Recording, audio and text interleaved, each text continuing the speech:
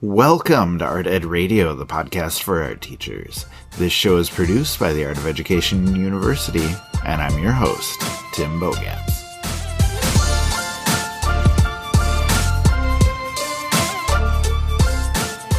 I have been in Brooklyn for the past couple of days, and today I am in the studio of CJ Hendry. If that name doesn't ring a bell right away, seeing her work definitely will. She creates gigantic, hyper-realistic drawings in colored pencil and graphite and pen of Pantone color chips and Rorshach blobs of paint and luxury items and gems and so much more. You can see her work on her Instagram, which is at CJ_Henry, or her website, which is CJ Hendry Live, so www.cjhendry.live. She has some incredible work, and just a quick comment on that. At surface level, her drawings are incredible. They are massive in scale. They are meticulously done. Her technical work is just perfect. Okay, but they are more than just easy on the eyes. There is deeper meaning there if you care to dive in, and CJ definitely has something to say with her work. They're not just pretty pictures. That's where the installations that she does come in. That's where you can explore more of the ideas. That's what reflects the depth of her thinking. And, I hope we can talk about that in the interview today. I also wanted to tell you about just how this opportunity came about. CJ will be the featured presenter at our Art Ed Now conference in February. So we also brought our video team out here to Brooklyn to see her in action, talk to her about her work, and put together that presentation for the conference. So if you want to see her studio, hear more about her art, and learn more about her work or influences or inspiration, that conference will definitely be worth your time. Now, two quick disclaimers before we get started. First, we are recording inside her studio, which is an amazing place. There is, however, some construction happening all around us, so I have no idea what kind of background noises you're going to hear throughout the interview, so apologies in advance for that. Secondly, fair warning that CJ cusses maybe more than anyone I've ever met in my life. And I asked her to tone it down, but I know there's going to be some. So if that offends you, you may need to sit this one out. And if you're thinking about playing this interview for your students, just don't. Maybe summarize it for them, play a couple of clips later. But this isn't one that will be classroom friendly. And I know that's not how we usually roll, so just wanted to give you a heads up before we get started. That being said, I think we're ready to go. I will adjust the mic here to pick up CJ. Just sit there. We should be able to get you from that. But yeah, she is here, and I think we are ready to go.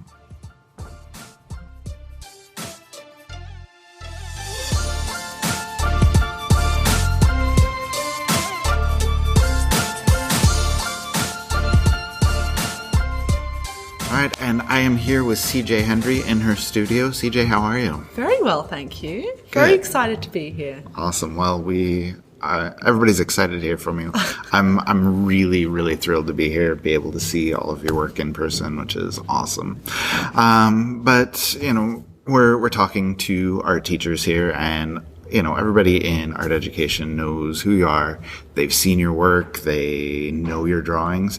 But I guess I wanted to start the conversation just talking a little bit about you personally. Can you tell me a little bit about where you grew up, where you went to school, and all of the amazing things you used to do before you became an artist? Well, I don't know if they were that amazing, to be perfectly honest. But I am Australian, if you can't pick up on the accent already. A lot of people think British. I'm like, no, Aussie. In a town called Brisbane, so near the beaches. Went to school, just a normal kid, went to school. I was a swimmer, so I swam professionally back in the day, which is a really strange thing that happened, but did. And at a pretty young age, it just wasn't for me, and I didn't enjoy it. And for me, if I'm not enjoying it, I'll just stop and won't even blink twice. So I stopped swimming, and then when I stopped swimming was kind of the age where I was trying to figure life out. So I think I was just about to finish school. Like I said, I was a normal kid at school. I did art at school. I did English at school, math, science, just a normal thing that you did. And then I went, and once I finished school, I went to go and study architecture for a couple of years. And then it just really wasn't my jam. I didn't make sense in my head. And then I dropped out of architecture. Then I went and did accounting and finance, which is hilarious, but made sense at the time. And so I did 5 years of that, and I'm 2 subjects away from getting my degree, but I dropped out. I know, isn't that silly? My mum's always like, you should go back and finish. I'm like, oh, mum, what would I do? Like roll up to like some investment bank being like, hey, ready to trade the things? Like, no. So I dropped out because I dropped out because I was starting to take arts, and this was kind of the time when I was considering doing art with no real intention of doing anything. I was like, I just want to draw, and it was so simple and pure, and God, it was so simple back then, wasn't it? I was like, let me just draw. Anyway, so to keep it short, I'm just a girl from Brizzy who, just like anyone else, could draw, but vaguely. Like I think if you give anything more time, you can get really good at it. So I think I was good at drawing, but not exceptional. But I really enjoyed it. So I was like, I just want to draw because I like it. And I think I started off pretty averagely, to be honest. And I've gotten much, much, much better because I draw every day. You can improve skills really quickly if you give it enough time. Yeah. So that's actually a perfect segue to the next question. So thank you. Great. But, I know you're incredibly dedicated to everything that you're doing, the work that you do. So can you talk a little bit about how much time you spend in the studio, how long a typical work can take you to complete? Mm-hmm. I spend a lot of time in the studio, and I don't think that's necessarily the right way to work, or there's no right or wrong way to make art or be creative. I think you just got to do what makes sense for your mind and personality. But for me, I am quite structured, and I just have a lot of energy. So I think for me, being able to work long hours is not like a drain on myself as a person. Like I find it just kind of, the harder I work, the more energy. I don't know, it's a weird thing. So I am in the studio for a lot of hours, like 7 days a week, generally speaking.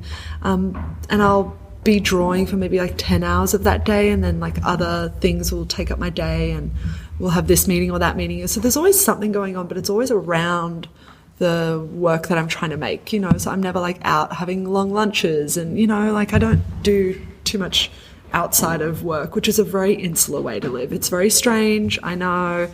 I don't have much outside of this, to be honest. Like my hobbies become my everything, but I love it that way. I've like designed it, so that everything is work, and being able to create as often as I can is the way I like to work.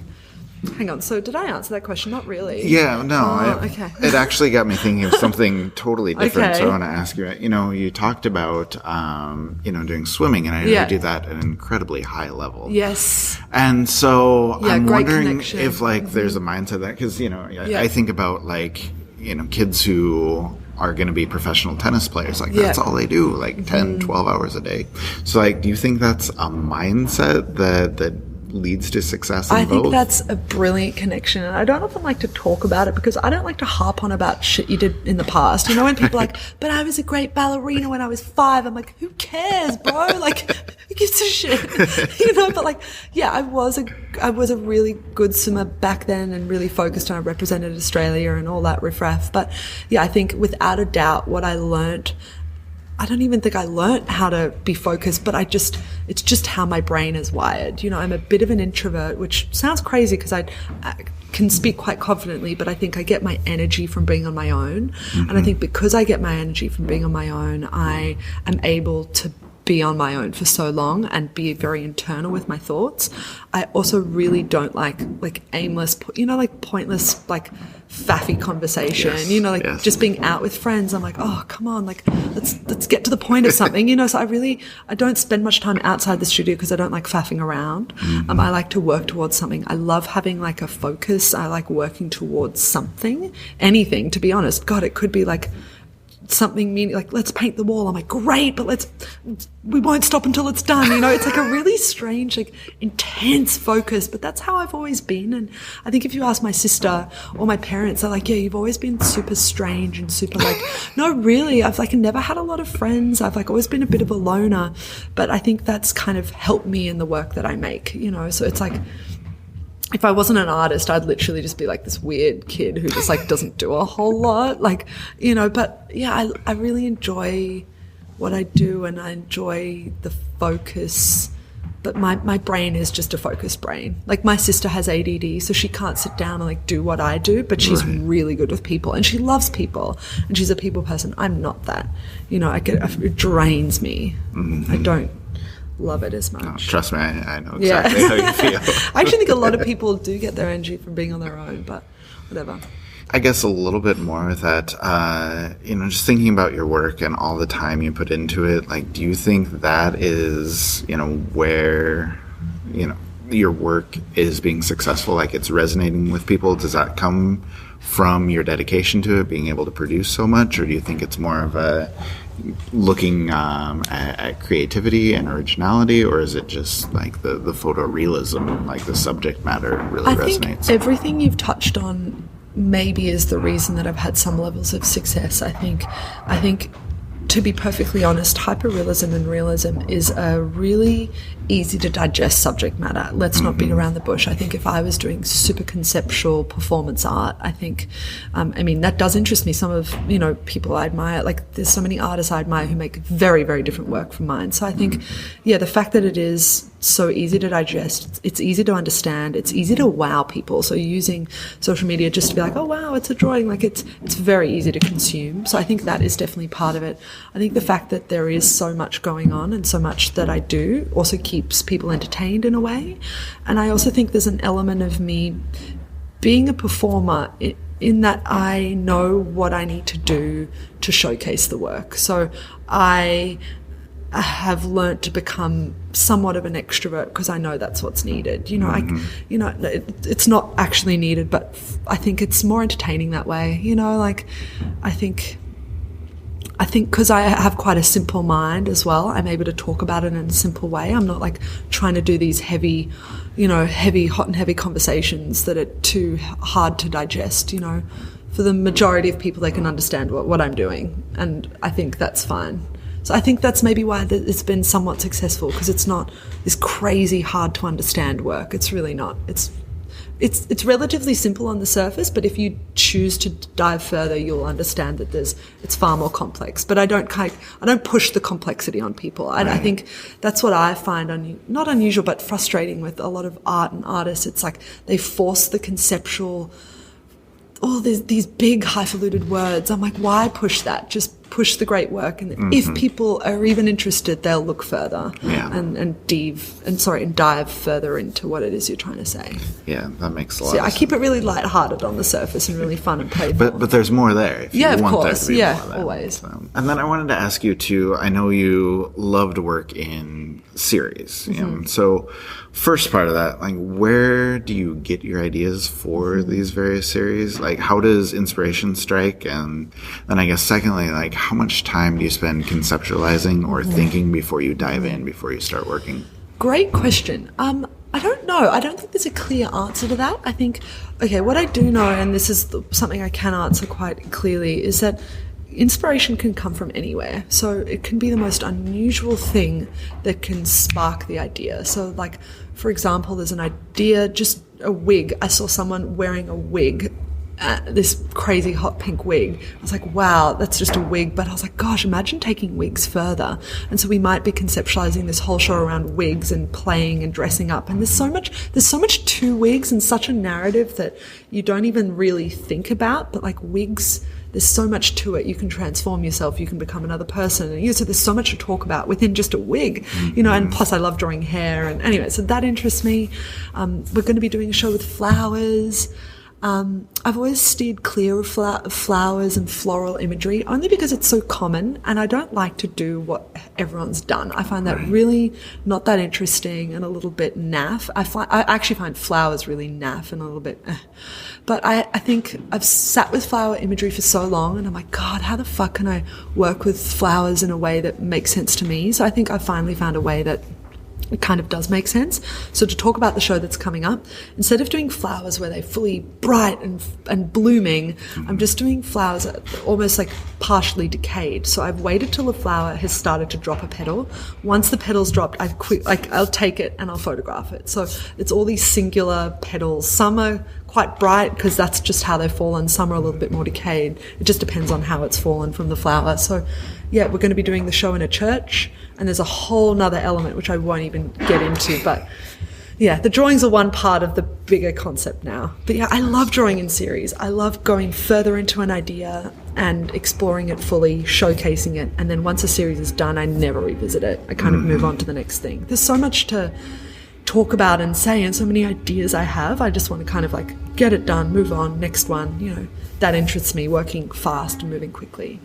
Now, when you're working with series, like, do you ever get tired of, I don't know if monotony is the right word, but like when you're on Pantone chip number 30 or Rorschach blot number 20, like, do you get tired of working over and over? What? No, I don't get tired of working, because I think if it was just about the drawings, I think, yes, I would get a bit tired and there was nothing else to it. It was just like, oh, hang the drawings, great. But because there's so much narrative that we build around the drawings, I think that's what keeps it really interesting. So obviously the drawings is actually the part I really enjoy, you know, like just being on my own and just being able to focus. That's where I really can it's almost meditative in a way when I'm just drawing. So that's like kind of the fun part. I find the really difficult, challenging part is like building the show around the drawings. It all starts with the drawings. Those are the most important thing. And then I'm able, like, once I've got the idea for the drawing, then I can build the other thing. It took me a while to figure that out. I always thought, I was like, oh, what's the concept? And then, oh, what will the drawings be? But no, it actually doesn't work that way for me. It all starts with the drawings and what I want to draw and how that looks, and then I can build everything else around that. Yeah. So the drawings are very important, actually. I never fully gave them the importance they probably deserved, because I was kind of getting over them. I'm like, I'm not impressed by them as I once was, but they are impressive, and they actually are the backbone to everything for me. And I'm only just coming to understand that now, how important they are.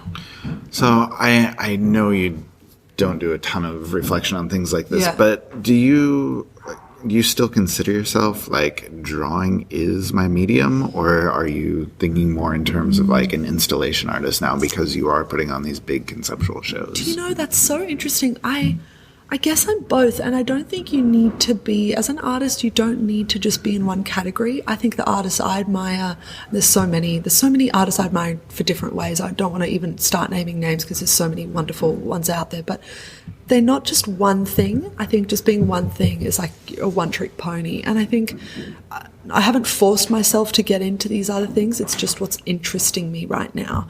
I will say, though, that drawings, like I said just before, it's the core of what I do, and I can't come up with an idea unless I know what I'm going to draw first. You know, so the drawings are the start, and then I can build this conceptual thing around it. I don't think I could even get to the conceptual installation idea without the drawing. I've tried it before, but it never fully makes sense. So now I really understand. I'm like, you know what?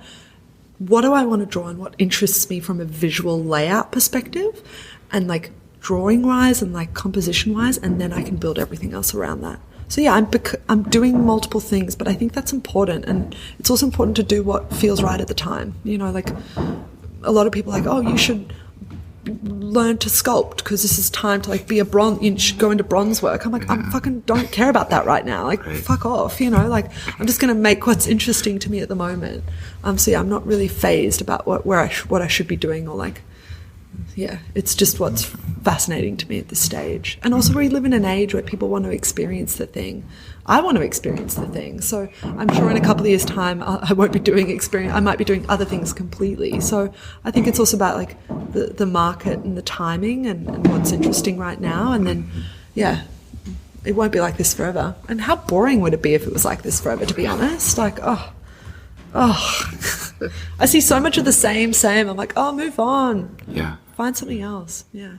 Now, I know you said you don't want to name names, but I'm going to name names because that's just kind of where my mind goes. Yes. Like when, I'm looking at art, my mind just automatically makes those comparisons. So with your drawings, especially your older black and white drawings, I see a lot of similarities to Robert Longo. Yes. Yep. And then with installations like Sandy Skoglund with like your Pantone color rooms, or like Anne Hamilton, or even like Christo and Jean-Claude, I thought, with the big inflatables. Are there artists that influence you? So, like, do you draw direct influence, or does inspiration come from other places? So two of those names. So right at the beginning, Robert Longo, without a doubt, was the biggest inspiration in terms of like starting the drawing process. Like he was the beginning of everything for me, and still is. And like we have conversations just on Instagram, like, you know what I mean? Like, that's crazy. I'm talking to Robert Longo, like he's my idol. What the fuck? This is not real. Anyway, so he's a fascinating guy, and yeah, like he started it all for me, to be honest, which is really strange. I think he is like the core of why I'm even here. And I think just through like not knowing all those names you've just mentioned, I'm so sorry to be naive, but the only person who I've really admired, I've only just come to know about her work, is Anne Hamilton. Far out. She was so ahead of her time. Fascinated by her. If she was like coming through now as like this young, oh God, she was brilliant, but like, oh God, she's amazing. But I don't look to artists to be like, what have they done? Because then you just kind of produce the same or something similar with a bit of a spin. I kind of don't really even know what other installations have gone on prior, to be perfectly honest. I kind of am just making what makes sense for the work. And then, for example, the show that's coming up for the London show, I like conceptualize a thing, we know what the experience is going to be, and then only then I found out about Anne Hamilton's work. Okay. Isn't that crazy? Yeah. So it's like, yeah, I know some installations that have happened, but it's not really the focus is because then you just rehash other stuff, and I think it's important to kind of know what's out there. I'm certainly learning what's out there, but yeah, I think it's always important to like flex, and if you are referencing other artists, you have to build on what they've done. Take it, manipulate it, make it your own. I think that's the most important thing, is making it your own. I think rehashing someone else's idea is so painfully obvious and unoriginal, so it needs to make sense with your work, and then build on it. Build on something that's come before. And I really hope artists who kind of might be learning about my work can take a concept of mine and take it further. Wouldn't that be fascinating? Yeah. That'd be awesome. Yeah, for sure. Yeah. I wanted to also talk shop because I love doing colored pencil drawing. So it's going to be like lightning round questions. Go. If that's okay. I'm here for All right. Favorite brand of colored pencils to use? All right. Yeah. And how do you feel about Prismacolor? I think they are cheap and waxy, and they're a shitty brand. Sorry. That's okay. Yeah. As art teachers, like that's about as high level as we can get. Like, hang on, what? Yeah. So hang on. Prismacolor's high level. Well, for art teachers, yeah. God almighty. Okay, so I'm going to say this. Okay, so no. I'm saying this. I swear to God, and I have not wanted to get into the colored pencil business, but motherfuckers, please put all this in. So I am starting, I swear to God, I am so fed up with the colored pencils that are out there. They're not, there's not enough information in terms of like what makes up the pencil. I need to know how much pigment is in there, how much wax, how much oil. Like, I need to know how light fast they are, like what standard I'm working with. And no one's like that transparent about what's in there. Right. So Prismacolor is super waxy and bloomy, and it just Prismacolor, sort your shit out. I know your pencils are cheap, but like make a better product. Caran d'Ache are beautiful, but so expensive. So I am making a colored pencil brand next year. It is coming out. I don't know when. I don't know what it's called yet. But I'm going to be so transparent as to what is in there. I'm going to make a Caran d'Ache level product, better if I can make it, but at a Prismacolor price. And it's going to be the best color pencil going around. And I'm going to be very transparent about what's in there. It's like professional level artist material that's light fast and everything. Because I don't trust what's out there. Yeah. And working at the level I'm working at, not to know what you're working with is just frightening.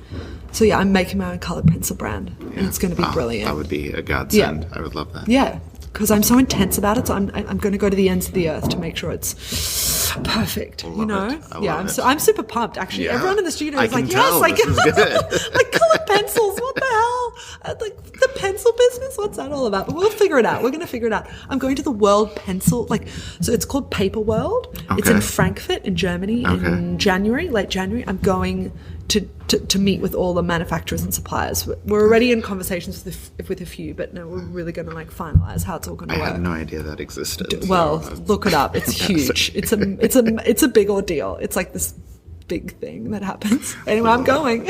Love it. Yeah. All right. What about paper? Like, what kind of paper do you prefer working on? Always cotton paper. So I do not. And cotton paper is always more expensive because if you look up how cotton paper is made, it's actually a really fascinating process. I always started off with arches. I'm not exactly sure how to pronounce it. The French paper. It's very expensive, but really beautiful and toothy. The cold press. The hot press is still a little rough, but still really beautiful. I always use really thick paper. I don't know why. I like paper that doesn't bend and buckle too easily. I've recently started to draw on rising mount board. So it's actually framing paper. It's like really thick, 2-ply, 4-ply, 8-ply. I draw on 4-ply rising mount board. It's 100% cotton. It's acid free. It's all the qualities I need in terms of longevity of, to help prevent anything happening. So yeah, I always pretty much now use rising mount board. It also comes in sizes that normal paper doesn't come in, which interests me a lot. Yeah. So yeah, rising mount board I use it mainly for my my colored pencil work. It's really smooth as well. Nice. Yeah. And then, when you are first starting a drawing, I know you work from photographs, you reference photographs. Do you grid things out to make sure proportions are correct? Do you just freehand stuff? What does the process look like when you're first starting a drawing? I used to grid things out, and I can grid it out. I just project it now. Maybe that's cheating. Fuck it. I don't give a shit. I just project it because it gives the same result. Even when I gridded it out, it gave the exact same result because I don't know how most people grid it, but I just kind of do the grid and it's perfect. So yeah, I can grid it. It just takes longer and that's fine and I can do it. But yeah, I just project it. It gives, for me, the exact same result. It's always a really loose outline, so a really loose pencil outline, pretty rough. You can almost hardly see what's going on, but that's all I need. I just need a vague guide and then it's almost like a color by numbers from there. So once you've got a vague guide of what's going on the outside, then you just kind of fill it in. And how much time, because I know, anytime you're doing colored pencils, it's layer after layer. How long does it take you to figure out the exact color match that you're going for and how to layer those? That's something. It doesn't take me that long and I can't exactly say how, but I can kind of get a sense of what I need straight away. So with Caran d'Ache is only 76 in the box, which is really annoying. By the way, with my Colored Pencils brand, there's going to be 250 to 500. Yes, there are, I know. So it is about layering. And I'm not even trying to plug here, but the best way to explain it is I just recently started a YouTube, like I said, and it's great because if you could be bothered, to be honest, don't. They're so long, the videos. I'm not doing quick time lapses that are 2 minutes. These are real time videos, and what you'll be able to see through that. I didn't do it as a wannabe learning platform, I promise. Right. It's just this thing that just is quite interesting and quite soothing to watch. But you'll be able to see at the beginning it's more rough, and then I build up the layers as I'm getting closer to the color. So I'm kind of able to identify the color just through my eyes. I read somewhere, I could be making this up, that females are better color at identifying color than males. I don't know. It is. It's true. Are you sure? Yes. Okay. So yeah, maybe I can just pick it up. I can just see the color that's needed, and say it's a bit too red. You can add a bit of, purpley to dull, whatever it is. It's just about layers. So you'll be able to see really loosely how I do build the layers. Yeah.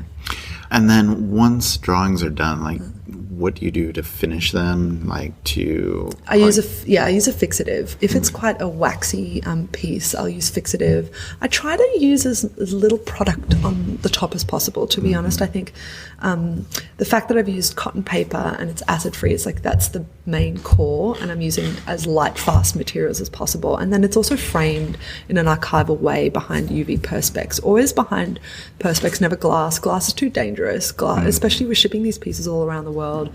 Glass is too dangerous. They smash really easily. Perspex is lighter weight.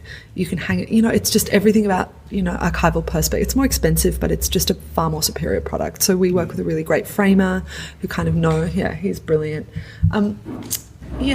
So what was it called? Yeah, what do I do? Yeah, I don't like to do much. I don't like to interfere too much with it. When I'm drawing, I know some people use fixative midway through drawing to add layers. I don't do any of that. It's a very pure drawing. It's just paper, just with layers of pencil. There's no fixative that's been used midway through, and I try, if the drawing needs fixative on the top, I'll put it on, but I don't like to kind of muck around with anything, to be honest. I like it just to be pure pigment and paper. And then I wanted to ask you, how long does it take you to complete a piece? I know you have a lot of small drawings. We also have a lot of just huge drawings. So. I don't even really keep a tally of time. I think time is so blended here in the studio.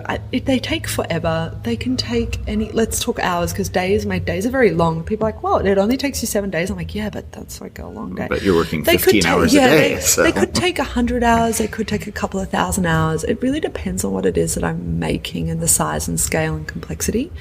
Some pieces could take 5 hours if it's a little micro thing. So it's also how focused I'm being when I'm drawing. Sometimes in my day, if I'm fluffing around doing other stuff, it can take much longer, and to be honest, pieces are taking a lot longer now because there's so much in my day apart from drawing. Starting colored pencil brands. Exactly. Jeez. So there's a lot that kind of goes on in the day. So they do take a long time, but it's the work I make, and I don't like to compromise on time. I'm not going to rush through something because it has to be done by a certain time. No. It's when the work is complete, it's complete. Yeah. And I never tally my time. It just takes what it takes. But it takes ages. Let me say, it takes ages, but I can't exactly tell you how long. It's just a long time. Many hours. And then I wanted to ask you a little bit, people love to know about behind the scenes, what it's like in the studio. So, what is your team like here in the studio? How many people do you have coming through? Yep. What kinds of things do you have your team help you with? Yeah. So, Elsa sitting behind you is my studio director. She is brilliant and such a great help for me because I don't even I have an email, but I don't use it because you can spend your whole time, you can become just a full-time emailer. And I don't ever use my email or respond to email because it just can take up so much time. So Elsa's great because she manages you could almost call her a project manager in a way. She'll project manage a lot of the shows and the concert and things. I'm this is what needs to happen. And she'll execute the idea. So she's my right arm, and without her, I couldn't do a whole lot. So we're a really good team. We work well together. I think she's been with me for 2 years. She's also Australian. She gets it. Australians get it. Anyway, and then I have a full-time studio assistant. So he actually helps me draw, which is a really unusual concept. And I think for a lot of maybe teachers, maybe this is unusual, but for the art world, it's really not unusual at all. There's a lot of studios who'll have 100, 200 studio assistants just make their work and they won't even touch it. Wow. Yeah. I'm sorry to interrupt, but I interviewed Romero Brito a couple years back, and that's how it is. You would just go through and just dab colors of paint where he wanted them, and then people would have to finish, he'd dab red, and then they'd have to paint that section red. You know what? And that's his practice, and that works for him. For me, I'm also a bit of a control freak. So I have if you haven't already figured that out, I've got one full-time guy. His name's Chap. He's amazing. He'll help me. I almost call a base coat. So he'll help me with some base coats, and he's a very talented artist in his own right. But he really likes work. We really enjoy working together because he doesn't want to become his own artist, if that makes sense. He's he doesn't have the energy. He's great, I can work for you, and I pay my team really well. So he's this is for him, it's a great job. Yeah. And then I have another guy, Marty, who works part-time for me. So I have 1.5 guys essentially who kind of help me do base coats. And I don't ever want to grow my studio bigger than that. I think anyone can make more work. That's easy. It's easy to find studio assistants, but I don't want there to be too much work out there. I always want that control over what I'm doing. I think if I'm making too much, you can lose focus on the quality and the intensity that I think my work requires. So that's kind of how it works. Yeah, so that's them. What is it, 2.5 people? Yeah. And then when we're coming into a show, there's more people who will subcontract because the shows require so much energy and team, and so we'll flex out the team when shows are kind of coming up. But generally speaking, there's always 3 people in the studio at any one time. Yeah. That's cool. Yeah. And then I guess last question for you, we talked a little bit about, the installations, but it all comes back to the drawing. And do you always see drawing as, the center point? Is that always how it's going to be moving forward? Or do you want to diversify things more in the future? Right now, like I said, I've only just come to understand that drawings are the focus. It's so strange. I mean, drawings have always been the focus, but I was like, drawings are not important. I can do the other thing. And then I was losing track and it wasn't making sense. I was like, whoa, hang on, bring it back. And then I've just come to understand that actually drawings are the core. And when a show is really successful, it's because the drawings have been the core. And I'm like, I enjoy it and it makes more sense. So yeah, right now, drawings are the core of everything. And to be honest, maybe drawings or the works themselves will always be the core. And then I'll flex and do other things around it. But that's right now. I don't want to assume what's going to happen in the future because my focus and I might shift and change a little bit. But right now the drawing's been in the core and the drawing has always been the core. So maybe that'll stay the same. Maybe things will change. But I really enjoy flexing the shows around it, around that concept. I love that. It's so much fun. I'm able to deep dive further into the story. I think just showcasing the drawings on the wall isn't enough for me. It works for some people, and it worked for me in the past. But I'm like, just showcasing skill is one thing. Come on, a lot of people are skill-based artists. I'm not exceptional in that regard, but I'm like, I want to go further. I want to build these other things and deep dive further into the concept, Yeah, for sure. But no, I love the installations. It's so much fun to do. It's just fun.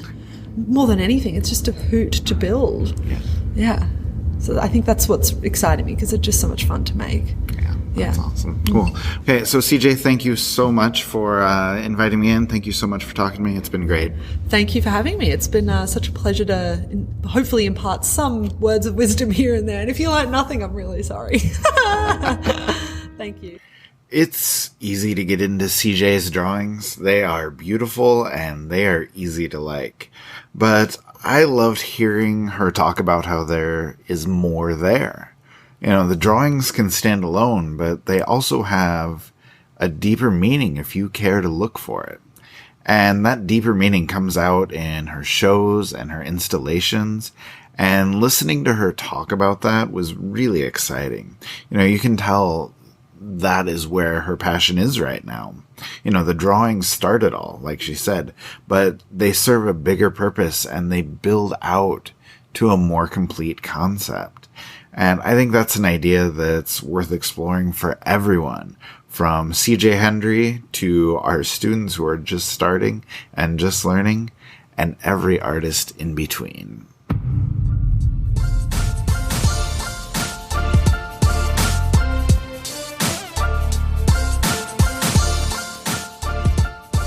Art Ed Radio is produced by the Art of Education University with audio engineering from Michael Crocker. As I mentioned, CJ will be the featured presenter at the Art Ed Now conference in February.